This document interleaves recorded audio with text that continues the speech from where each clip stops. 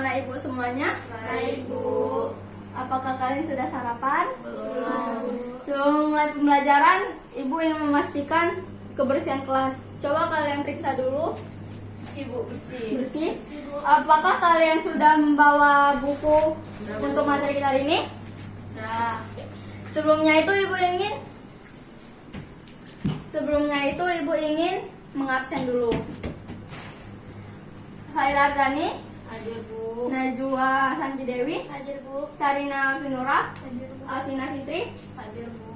Nah, kita hari ini hadir semua ya. Ya. Ada yang tahu apa materi kita hari ini? Dinamika kebudayaan. Ya. Sosial. Nah, hari ini kita akan mempelajari dinamika kebudayaan.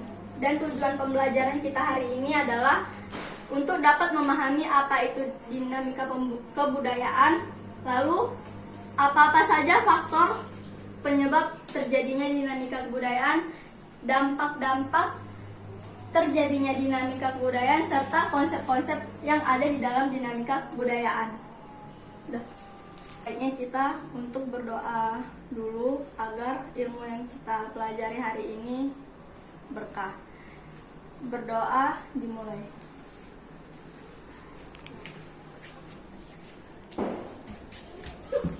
Berdoa selesai. Nah, untuk materi kita hari ini adalah tentang dinamika kebudayaan.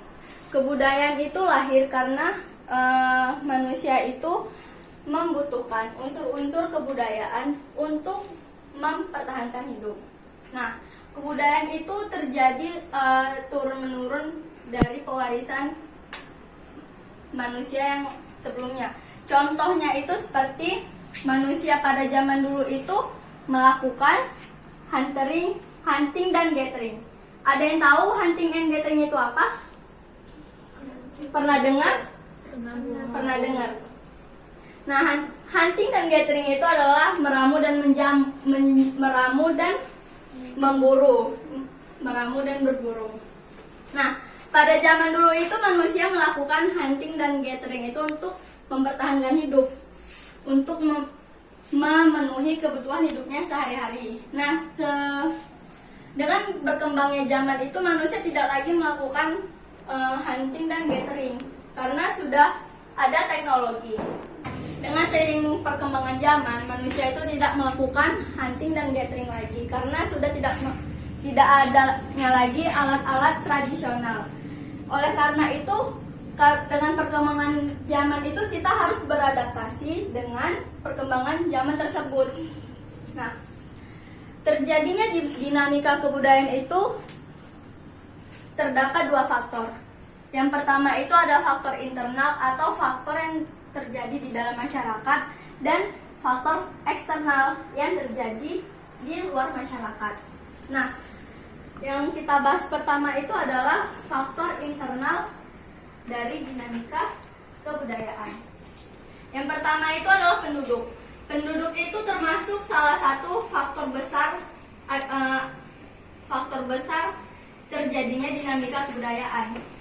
Karena dengan pertumbuhannya penduduk itu, susunan dalam masyarakat itu pastinya akan berubah dan mata pencariannya juga akan berubah. Kedua itu adalah teknologi dan penemuan baru. Dengan adanya teknologi dan penemuan baru itu juga termasuk dari perubahan sosial atau dinamika budaya. Kenapa demikian? Contohnya itu seperti di zaman dulu itu manusia menggunakan hewan untuk berkendara, ya kan? Seperti zaman dulu itu mereka menggunakan kuda atau sapi untuk berkendara. Namun dengan berkembangnya zaman itu kita sudah ada yang namanya mesin, seperti sepeda motor, mobil, kapal, pesawat. Jadi kalau di zaman sekarang ini kita tidak beradaptasi seperti tetap menggunakan hewan, itu pasti kita dianggap aneh, ya kan? Karena itu bukan budaya kita lagi. Nah, itu faktor selanjutnya itu adalah ekonomi. Lalu konflik. Nah, jika terjadinya konflik di antara individu atau kelompok, itu dapat terjadinya pergeseran nilai budaya. Contohnya itu seperti ada masyarakat yang ingin mempertahankan tradisi tradisi mereka di zaman dulu. Namun ada juga masyarakat yang ingin mempertahankan kebiasaan yang di masyarakat itu. Itu terjadinya konflik di antara masyarakat.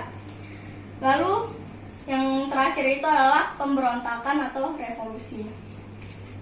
Yang sampai sini sudah paham? Atau ada yang ingin bertanya sejauh ini? Apa yang tidak paham, Nak Fahira? Yang tidak paham. Apa tadi Bu yang apa namanya? Yang mana? Konflik tadi, Bu. Nah, konflik itu kan terjadi karena adanya pertentangan antara individu dengan individu atau individu dengan kelompok atau kelompok dan kelompok. Itu dapat bergesernya nilai budaya akibat itu. Seperti Ibu bilang tadi, misalkan Fahira adalah orang yang ingin mempertahankan tradisi leluhur di masyarakat ini. Namun Najwa ingin mempertahankan kebiasaan yang sudah ada di masyarakat ini. Dengan terjadinya itu dapat bergesernya nilai budaya yang ada di masyarakat itu. Sampai sini paham? Nah, selanjutnya itu adalah faktor eksternal atau faktor yang terjadi di luar masyarakat. Yang pertama itu alam. Orang yang ada di pegunungan itu jika terjadinya bencana alam di pegunungan itu, misalkan ada gunung meletus di daerah itu, maka masyarakat pegunungan itu yang dulunya berkebun di ladang, di lereng, atau di puncak gunung itu akan bergeser. Kebiasaannya itu seperti kebiasaan orang di dataran rendah dengan bercocok tanam. Itulah terjadinya perubahan kebudayaan di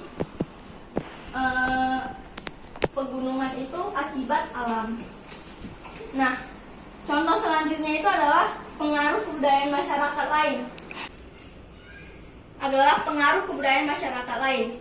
Proses saling memengaruhi itu terjadi melalui berbagai cara, yaitu yang pertama adalah akulturasi, yang kedua yaitu difusi. Akulturasi itu adalah pertemuan dua kebudayaan dari dua bangsa yang berbeda yang saling memengaruhi sehingga terjadilah perpaduan kebudayaan tanpa meninggalkan ciri khas kebudayaan aslinya. Yang kedua itu adalah difusi, yaitu proses penyebaran kebudayaan yang dilakukan oleh suatu bangsa. Sampai sini ada yang ingin ditanyakan? Oke, kita lanjut ya materinya. Nah, terjadinya perubahan budaya itu dapat menimbulkan dampak negatif juga positif. Dampak positif dari terjadinya perubahan budaya itu antara lain masyarakat yang berpendidikan itu pemikirannya itu semakin maju dan kritis. Jadi mereka terus berkarya sehingga berkembang masyarakat itu. Yang kedua itu adalah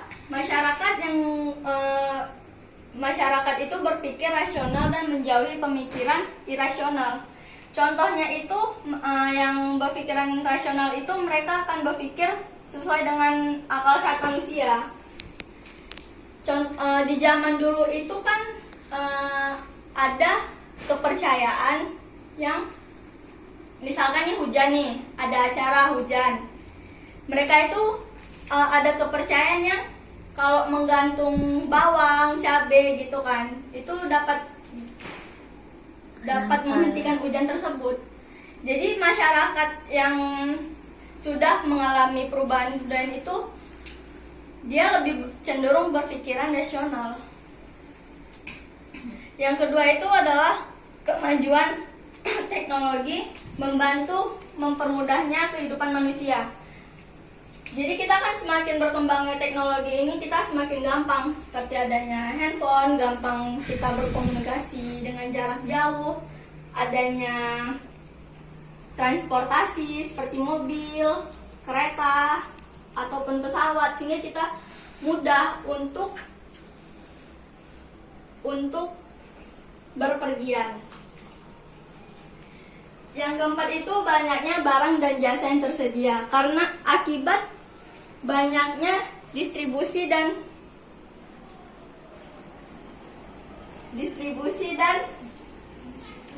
produksi barang, maka barang yang tersedia itu semakin banyak dan jarang terjadinya adanya kelangkaan barang.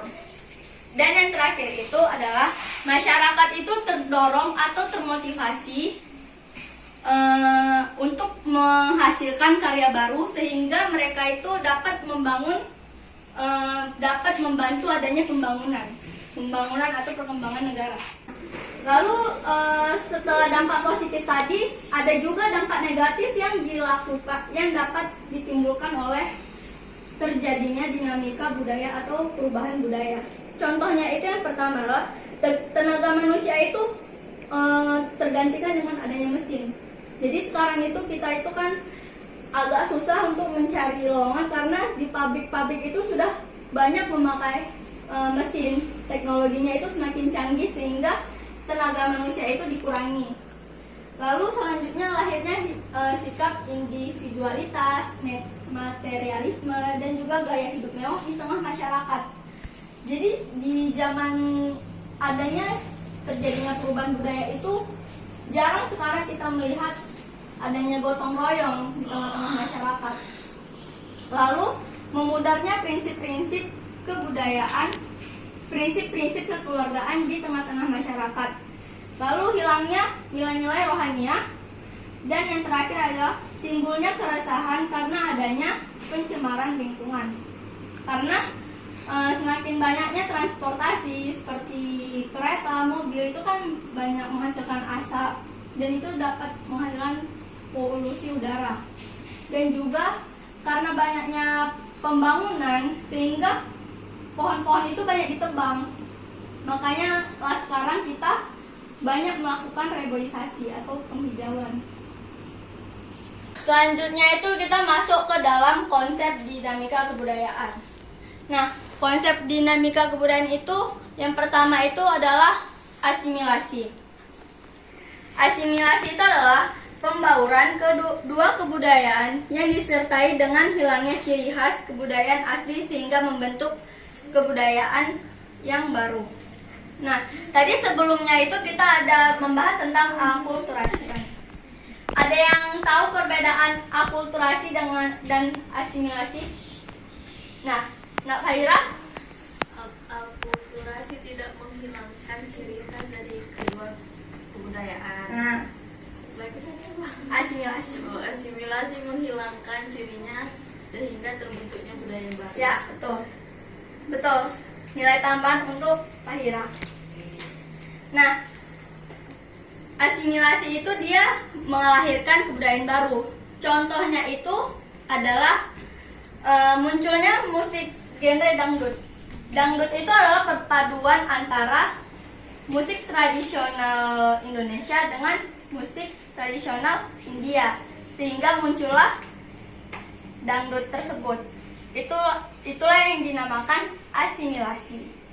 Nah, selanjutnya adalah akulturasi yang seperti sebelumnya yang kita bahas tadi, perpaduan antara dua kebudayaan yang dilakukan oleh dua budaya yang berbeda, namun tidak menghilangkan ciri khas mereka. Ada yang tahu di sini contohnya akulturasi?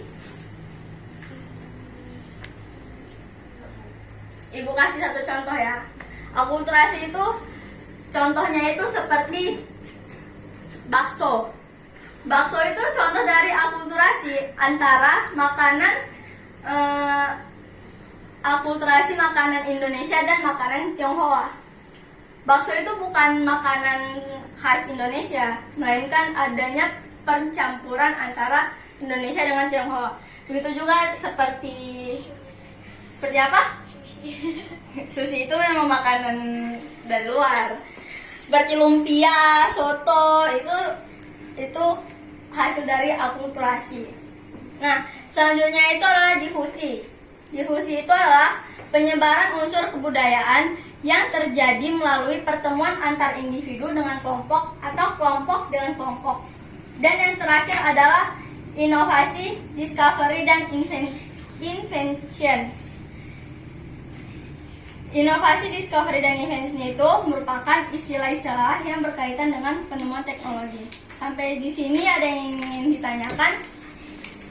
Materi kita sampai di sini. Ibu ingin kalian membaca ulang materi kita hari ini, dan setelah itu Ibu akan memberikan sesi tanya jawab. Ibu akan bertanya dengan kalian, dan ini akan Ibu berikan nilai tambahan untuk ujian kalian nanti. Bagian dapat menjawab pertanyaan Ibu akan Ibu berikan nilai tambahan. Nah, kita masuk ke dalam sesi tanya jawab. Ibu akan memberikan kalian pertanyaan dan kalian akan menjawab. Ibu akan memberikan 2 pertanyaan, hanya 2, untuk murid yang dapat menjawab akan Ibu berikan nilai tambahan. Oke, pertanyaan pertama itu adalah apa-apa saja faktor internal perubahan budaya? Ya, Najwa.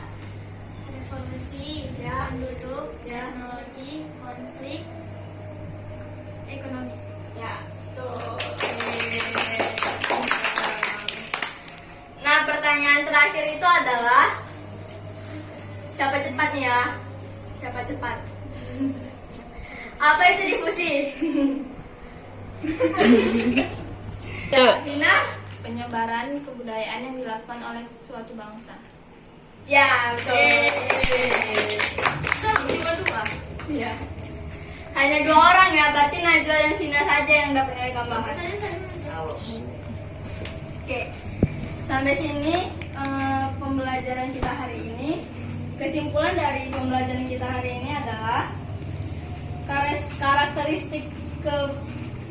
karakteristik dinamika itu terbagi menjadi 3, yaitu yang pertama adalah konsep dinamika budaya yang terdiri dari asimilasi, akulturasi, difusi, inovasi, discovery, dan invention. Lalu dampak perubahan budaya pada masyarakat terdiri dari 2, yaitu dampak positif dan negatif.